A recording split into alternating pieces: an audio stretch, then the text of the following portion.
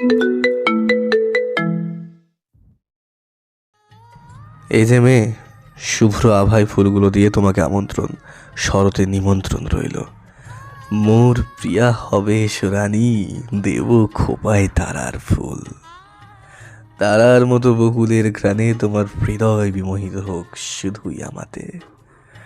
কাঠগোলাপের সাদার মায়ায় মিশিয়ে দিয়ে ভাবি, আবছা নীল তোমার ভালো লাগে। হলুদাভ সাদা রঙে রাঙুক আজ তোমার মনের ধরনী। রঙিন কাঠগোলাপের অভ্যর্থনা তোমাকে দিতে আজ আমি অপরাগ। এক সূর্য কুসুমে বহু শুভ্র ঝালর, মনে হয় বর্ষা তার রূপ ঢেলে দিয়েছে। কদম ফুলের সিক্ত অভ্যর্থনা। আদিরা বড় আকারের প্রজাপতি আকারের কাগজটা লেখাগুলো পড়ে বাকরুদ্ধ হয়ে গেল। এত ফুল নিয়ে তো স্টুডেন্টের বাড়ি যেতে পারবে না সে। তাই রাস্তার ধারে দাঁড়িয়ে স্টুডেন্টের মাকে ফোন করে জানিয়ে দিল রাতে পড়াতে আসবে। এখন আদিরা চিন্তায় পড়ে গেল এসব কে পাঠালো তাকে। তবে ফুলগুলো অতিমাত্রায় সুন্দর, মন ভালো করার ক্ষমতা রাখে। আদিরার মন বলছে হয়তো মার্শাদ, আবার নাও হতে পারে। আদিরা ফুলগুলো নিয়ে হাঁটছে, আবারও তার সিক্স সেন্স বলছে কেউ তাকে আড়াল থেকে অনুসরণ করছে। আদিরা পেছনে ঘুরে কাউকে দেখতে পেল না। আদিরা ভাবলো এবার অন্য উপায়ে পর্যবেক্ষণ করবে সে। হুট করে হোঁচট খাওয়ার ভঙ্গিমায় পড়ে যেতে নিয়ে ফাঁকা রাস্তার সাইডে বসে পড়ে। তারপর পা ধরে হালকা চিৎকার করে ওঠে। ফুলের ডালা থেকে দু একটা ফুল ভূমিতে ছড়িয়েছে। আদিরা সেগুলোর দিকে তাকিয়ে মুচকি হাসে। আড়ালে দাঁড়ানো মানুষটি তার প্রেয়সীর আচমকা চিৎকারে দৌড়ে আসে। তারপর পায়ের কাছে বসে পায়ে হাত দিতে নিলে আদিরা পা সরিয়ে নিয়ে থমথমে কণ্ঠে বলে ওঠে, আপনি আপনি এখানে কেন? মার্শাদ আদিরার পা সরিয়ে নেওয়া দেখে গম্ভীর কণ্ঠে ধমক দিয়ে বলে, এত প্রশ্ন কেন? চুপচাপ পা দাও, দেখি কোথায় মোচড় লেগেছে। আদিরার পা জোর করে টেনে নিয়ে মার্শাদ দেখতে লাগলো। আর আদিরা নীরবে হাসলো। তার সন্দেহ ঠিকই ছিল, কিন্তু এই তেরা মানবটি তো নিজ মুখে তা স্বীকার করবে না। আদিরা কিছু একটা ভেবে বলল, সব দোষ এই ফুলগুলোর। এগুলো কে দিল তা ভাবতে ভাবতে আমার পায়ে মোচড় লেগেছে। লাগবে না এই ফুল। আমি সামনের ডাস্টবিনে ফেলে দিব। এখন আমি হাঁটবো কি করে? মার্শাদ মাথা তুলে আদিরার মুখের দিকে তাকালো। তারপর গায়ের থেকে হাত সরিয়ে উঠে দাঁড়িয়ে পকেটে হাত গুজে গম্ভীর স্বরে বলল, অভিনয় খুব ভালোই আয়ত্ত করেছো। তোমার পায়ে কোনো মোচড় আসেনি। আমি যদি খেয়াল না করে আরেকটা উল্টো মোচড় দিতাম তবে তুমি সত্যি সত্যি হাঁটতে পারতে না। আদিরা ধরা পড়ে গিয়ে চোখ বন্ধ করে দাঁত দিয়ে জিভ ভিজালো। মার্শাদ বাঁকা হাসলো। আদিরা উঠে দাঁড়িয়ে ফুলগুলো মাটি থেকে তুলে নিয়ে বলল, মোচড় না খেলাম, তবে নখে তো ঘষা লেগেছে। আর এই ফুলগুলো কেক দিল তাই ভাবুন আপনি। আমার ভয় হচ্ছে অনেক। আমি ফেলে দিব এগুলো। মার্শাদ ধমক দিয়ে বলে, ফুলের কি দোষ? তোমাকে তোমার কোনো প্রেমিক ফুল দিয়েছে, তার জন্য তুমি এই ফুলগুলো অসম্মান করবে? চুপচাপ এগুলো নিজের কাছে রাখো। আদিরা মুখ ফুলিয়ে মার্শাদের দিকে চাইলো। মার্শাদ নিচে দিয়েছে সেটা স্বীকার না করার খুব ভালো পন্থা অবলম্বন করেছে। আদিরা অসন্তোষ কণ্ঠে বলল, যদি ফুলগুলো আমার দেলোয়ার দিত তখনও কি এভাবে রাখতাম? শোনেন, ফুলের পবিত্রতা সর্বত্র হলেও যখন কেউ সেটা কাউকে দেয় তখন তার মনের ওপর ফুলের পবিত্রতার তারতম্য হয়। অশুভ হাতে ফুলের পবিত্রতা অসম্মানিত হয়। তাই যে দেবে তার নিয়তের ওপর সবটা নির্ভর করে। মার্শাদ ভ্রুকুচকে তাকালো। বোকা বোকা মেয়েটার মুখে এখন দারুণ বুলি ফুটেছে যে সে মার্শাদকেও মাত দিতে প্রস্তুত। মার্শাদ একরোখা স্বরে বলে, তুমি কি জানো যে দিয়েছে সে খারাপ উদ্দেশ্যে দিয়েছে? চুপচাপ নিজের কাছে রাখো। আর চিরকুটে তো সবই বলাই আছে। আদিরা হুট করে খিলখিল করে হেসে উঠল। মার্শাদ হাসির মানে না বুঝে কনফিউজড হয়ে চেয়ে রইল। হৃদয় করা হাসিতে বিমোহিত হয়ে মার্শাদ একটা ঘুরে পড়ে গেছে। পরন্ত বিকেলের ঈষৎ রক্তিম আভায় মুক্ত করা হাসি আরো দৃশ্যায়িত করেছে। পাখিরা নিজ নিজ নীড়ে কলরব করে ফিরছে, সময়টা উপভোগ্য। আর হৃদয়ের রানীর হাসির ঝঙ্কার এক আলাদা সুর তোলে। আদিরা মার্শাদের দিকে এক পলক দৃষ্টি বিনিময় করে নিজ গন্তব্যের উদ্দেশ্যে পা বাড়ায়। কিছুটা এগিয়ে পেছনে মুড়ে জোরালো কণ্ঠে বলে, ফুলগুলো সুন্দর, এক অন্যরকম শুভ্রতার সৌন্দর্য। চিরকুটের কথাগুলো হৃদয় ছোঁয়ানো। ধন্যবাদ আপনাকে এত সুন্দর উপহারগুলো দেওয়ার জন্য। কথাগুলো বলেই আদিরা সামনের দিকে অগ্রসর হয়, আর পেছনে চায় না। পেছনে তাকালে সে মার্শাদের মুখশ্রীতে অবাক মিশ্রিত সূক্ষ্ম হাসির রেখা দেখতে পেত। মার্শাদ নিজে নিজেই বলে, বুঝে গেছে সে। শুরু তবে এক শহর প্রেমের অন্যরকম উপাখ্যান। মাথা চুলকে হেসে স্থান প্রস্থান করে হোটেলের উদ্দেশ্যে চলে যায় সে। মাহি ও আহনাফ একটা ওপেন ক্যাফেতে বসে আছে। ওপেন বলার কারণ, ক্যাফেটা কোনো বদ্ধ ঘরের ভিতরে নয়, খোলামেলা জায়গায়, খোলা আকাশের নিচে। শুধু প্রতিটা টেবিলের বেতের তৈরি ছাউনি দেওয়া আছে। আশেপাশে বিভিন্ন রকমের ফুল ও ক্যাকটাস গাছের সমাহার। মাহি কোল্ড কফি স্ট্র দিয়ে খাচ্ছে আর আহনাফ ব্ল্যাক কফি। মাহি মাথা তুলে কৌতূহলী কণ্ঠে জিজ্ঞেস করে, দাভাই ভিপি হবার জন্য রাজি হলো কি করে? সেটাও এক প্রকার পণ করে বসেছিল যে ভিপি হবেই না। আহনাফ বাঁকা হেসে কফির মগে একটা চুমুক দিয়ে বলে, একটু ভয়, একটু শঙ্কা। তোমার কথা ভেবে ভিপি পদ থেকে সরে গিয়েছিল।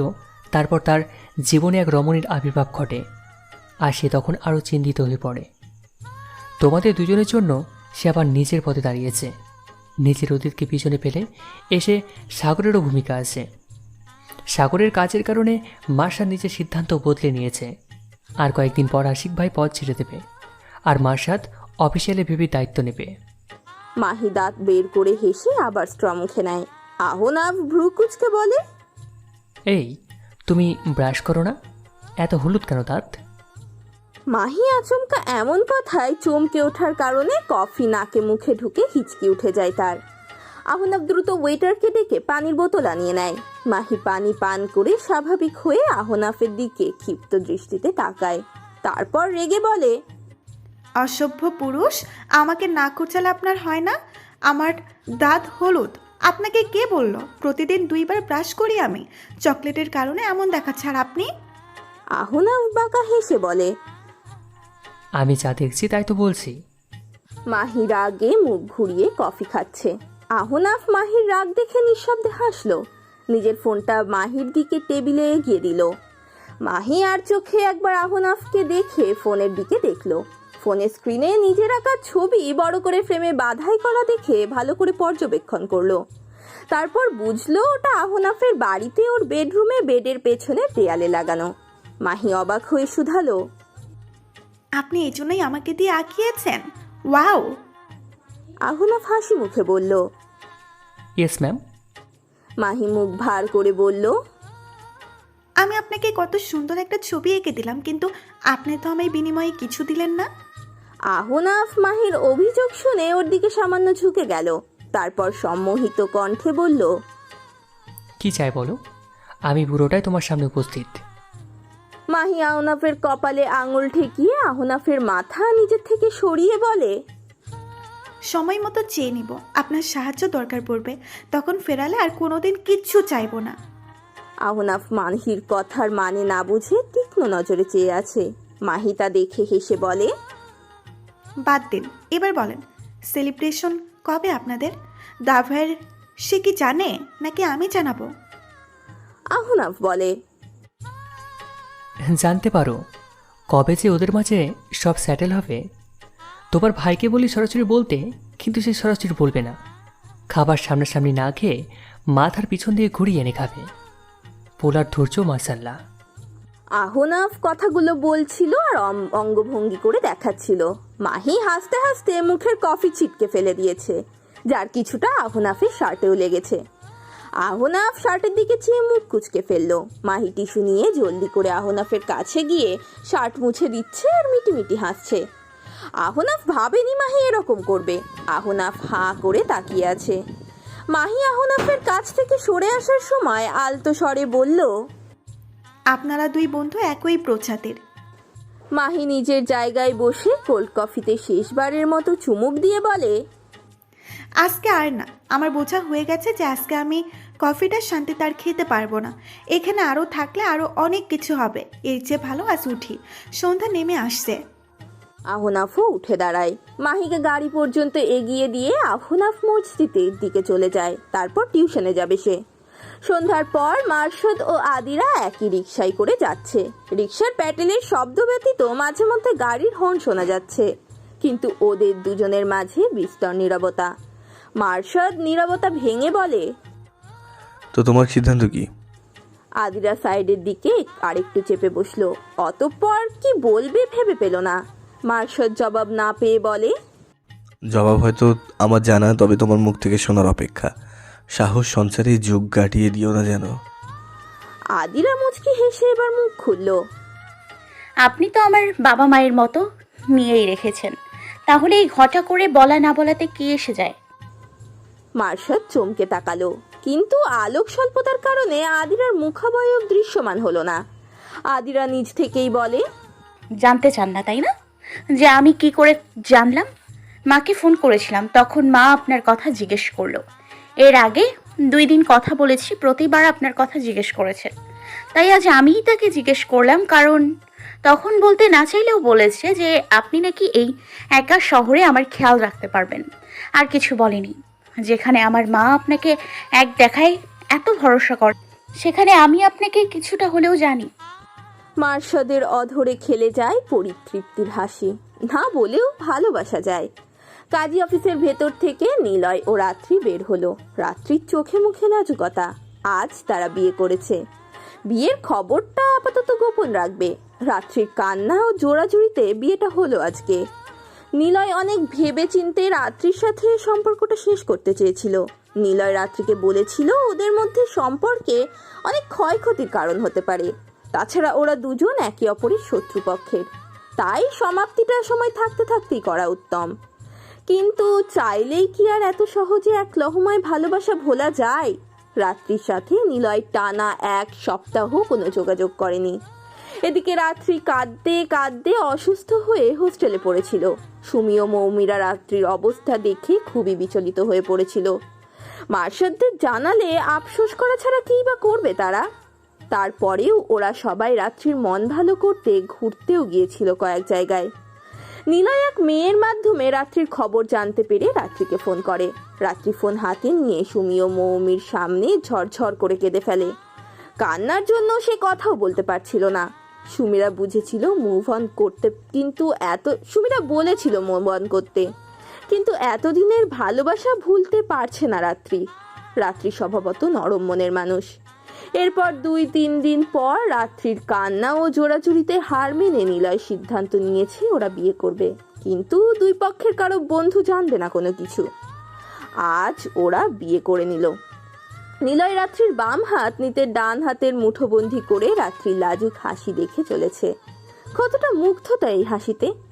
কিন্তু সে নিজের কর্মের কারণে এই হাসি ম্লান হওয়ার কারণও হতে পারে। নিলয়ের নিজের উপরে প্রচণ্ড রাগ হচ্ছে। কেন সে ভালোবাসা নিয়ে খেলতে গেল? আর খেলতেই যখন গেল তখন এত গভীরভাবে মায়ায় কেন পড়ল সে? পাপ তার বাপকেও ছাড়ে না। নিলয় চাইলেও পারছে না সব ছেড়ে চলে আসতে। সাগর অনবরত তাকে হুমকি দিচ্ছে, কেন রাত্রির সাথে ফিজিক্যাল হয়ে ভিডিও বানিয়ে তা এডিট করে মার্শাদের নাম খারাপ করছে না? কেন এত সময় নিচ্ছে সে? এত সব প্রশ্নে নিলয়ের কাছে কোনো জবাব নেই। কি বা জবাব দেবে সে? অভিনয়ের বেড়াজাল থেকে কখন সে অভিনয়ের বাইরে চলে গেছে, নিজেও সে বিষয়ে সন্দিহান। নিলয় দীর্ঘশ্বাস ফেলল। নিলয় ভাবে সাগরকে বলতে হবে যে রাত্রির এসব খারাপ কাজের জন্য একদম রাজি হয়নি বলে সে রাত্রির সাথে সম্পর্ক শেষ করে দিয়েছে। আরও ভাবে সে এখন থেকে বাড়ি থেকে এসে ক্লাস করবে এবং সাগরকে বলবে তার বাড়িতে এই সময় থাকাটা জরুরি। রাত্রি অনেকক্ষণ যাবৎ নিলয়কে অন্যমনস্ক দেখে হাত ছাকি দিয়ে বলে, এই কি হয়েছে তোমার? নিলয় রাত্রির দিকে চেয়ে কৃত্রিম হেসে মাথা নাড়ায়। তারপর বলে, রাত পাখি শোনো, তোমার সাথে আমি ক্যাম্পাসের ভিতর খুব একটা দেখা করব না। আমি এখন থেকে আমার বাসায় থাকবো। তুমি তো সব কিছু বোঝো। আমি আর তুমি এখন বিবাহিত। আমাদের সম্পর্কটা সবার মাঝে আসলে আরও বিপদ হবে। তোমাকে এতটুকু তো বুঝতে হবে।